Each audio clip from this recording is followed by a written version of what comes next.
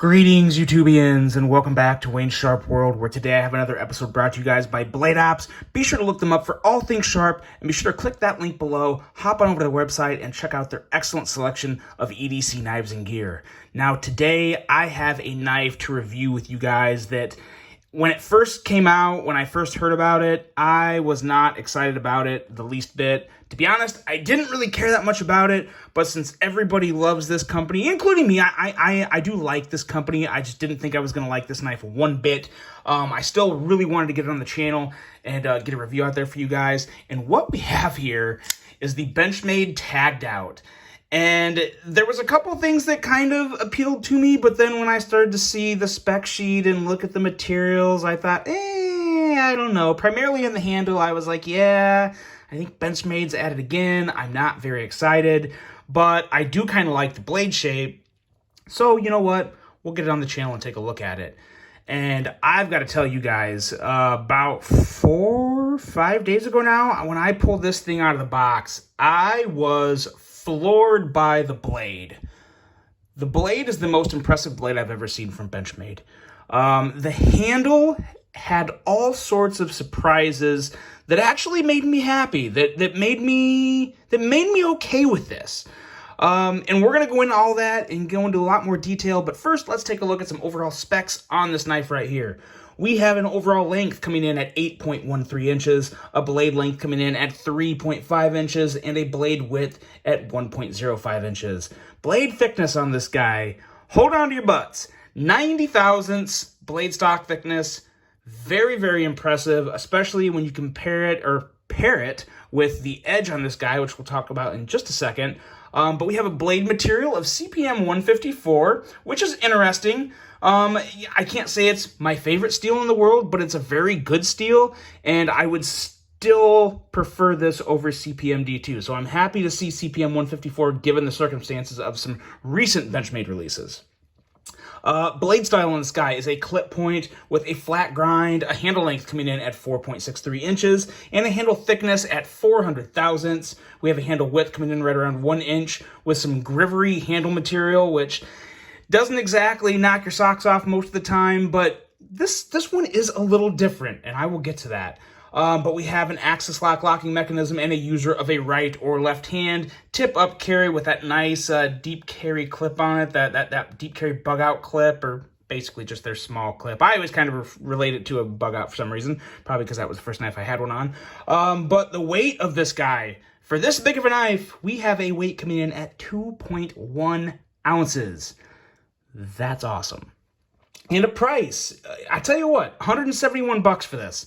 I don't have many problems with that, and I will explain that later on as well. But $171 for what I have here. Once I've handled it, now that I've handled it, I can confidently say I would pay that for this knife.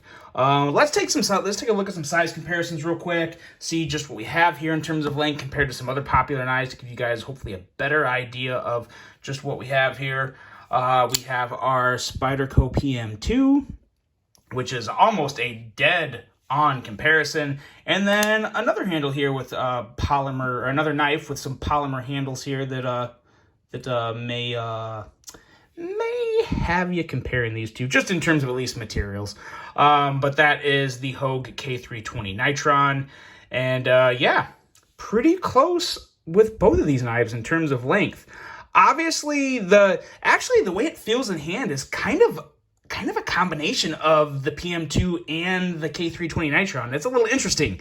Definitely some significant differences, but you kind of have like the thinness and the material from the K320 combined with somewhat of the outline of the PM2. You have a little more belly here on the handle, but kind of an interesting comparison with those two knives.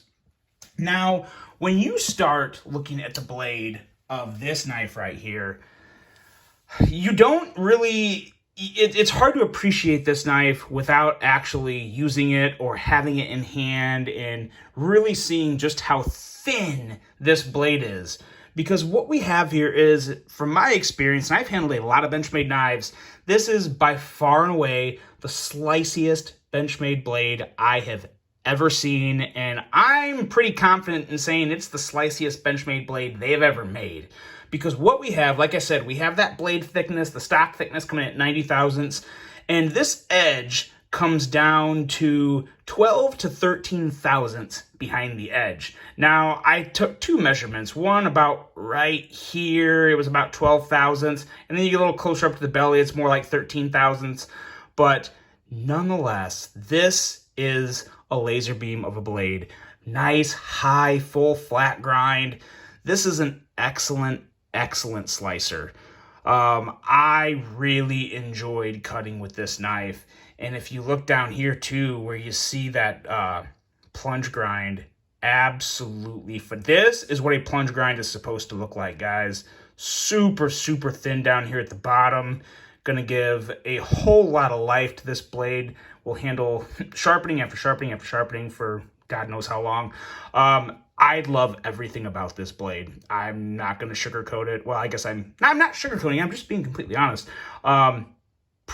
Arguably, quite possibly, my favorite Benchmade blade ever. Just love this blade. The jipping up here is nice. The cutout works great. We'll get to that when we get to the action portion. Kind of like this little clip point we have up here with the swedge. And then, of course, you have a very nice stonewash finish, which will help hide some scratches and wear and tear as you use it. One thing I did notice on the blade, I'm not sure what it is, you can kind of see it there when the light hits it. You have to, just right, you barely notice it. You notice it a little more in person, but there's like a line here. And it's not like a scratch or a mark or anything. You can almost barely see it sometimes. I don't know if that had to do with if it like happened in the process of some process throughout making the blade. I don't know exactly what it would be, but there's just like a little line there. It's not the end of the world. It really doesn't bother me that much. I just noticed it. You kind of see it as the light hits it. If you know what that is, from what part of the process, there it is. You can kind of see it now. It's very hard to see, but you just catch it certain times when the light hits it. Let me know if you know what that is. I'm just interested to know how that happened. But that's it. And I mean, that's honestly pretty minimal. Like I said, you don't see it that much at all, so it's really not a big deal. But the blade is just an absolute laser beam, and to be honest, I love everything about it. When we get into the handle, this is where things still stay pretty good. It's got the Grivery scales. A lot of people don't like Grivery scales. For me personally, the reason I hated the Grivery scales on the bug out was because of all the flex.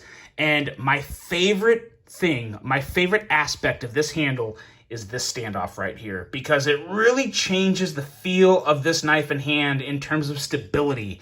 Because there's still, I'll try and push it here, there's still a little flex. You still get a little flex, but to be totally honest, I've had some G10 knives that kind of just have the 2 or 3 pivot construction on each end that has this much flex because it doesn't have any type of standoff throughout the handle. So this flex here, if you can see it, I'm 100%. I don't have any issue. When you hold this knife in hand, it feels pretty solid.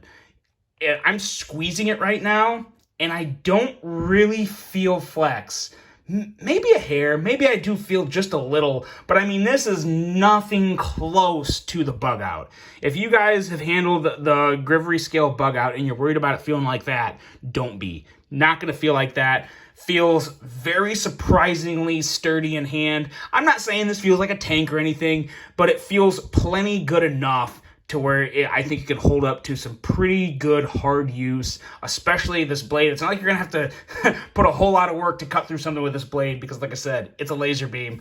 But I really love that standoff they did there. It adds a considerable amount of strength. And even the one down here, like it's just, they did a really good job of taking Grivery scales and adding the strength that I think a lot of people wanted in them. So that is just fantastic. Another thing that I really like about this handle, and it really lives up to the name, because as you guys know, this knife, or maybe you do or don't know, but this knife is part of the Benchmade Hunt series. So it is designed specifically for hunting. Now, I really like up here, kind of the texturing they have throughout the entire handle, but right up here too, they've got some extra texturing right there, and you're like, well, that's kind of random, but it's actually perfect for field dressing. I mean, this is, if you're a hunter, if you need to do some field dressing, this is going to come in extremely handy for you to get that good close-up pinch grip to make the, the precise cuts you need. This feels really good in hand, and it's got a lot of different grips that you can use to manipulate the blade as you're slicing and cutting and whatnot, for some relatively comfortable grip positions. And of course, if you're just, if you're field dressing, it's not like you're going to be doing this for hours and hours, but it feels good in hand to make those cuts, and you get some good grip up there from the texture they added. Now, the one part of the handle that some people may not like, that it would just be using this for like true EDC, is this area, just not even this area, but just this little corner right here. I noticed as I held this in hand, there's just a little part here where this little notch right on the very tip is, or the kind of the corner is before it goes down into the curve. I wouldn't call it a hot spot, but it's kind of pokey just because it is grivery. It is obviously just, formed like that. And the grip and jimping that they molded in there, that end there kind of can poke you if you put pressure on it at a certain angle or push up against it the wrong way. I'm not super concerned about it, but I definitely did feel it a couple times. But again, it's a long enough handle too to where my hand doesn't feel cramped here. I don't feel like my fingers are getting all scrunched together and my index finger is constantly pushing up against this point. Like, that's just not happening. So it does feel pretty darn good in hand. So I don't really have any major concerns, at least for me. But if you have wider hands, or if you just feel little things like that more than other people, it is worth noting that could poke you a little there. But overall, this handle is really impressive to me because I didn't think I was going to like it one bit, and I actually like it a lot. I'm not the biggest fan of orange.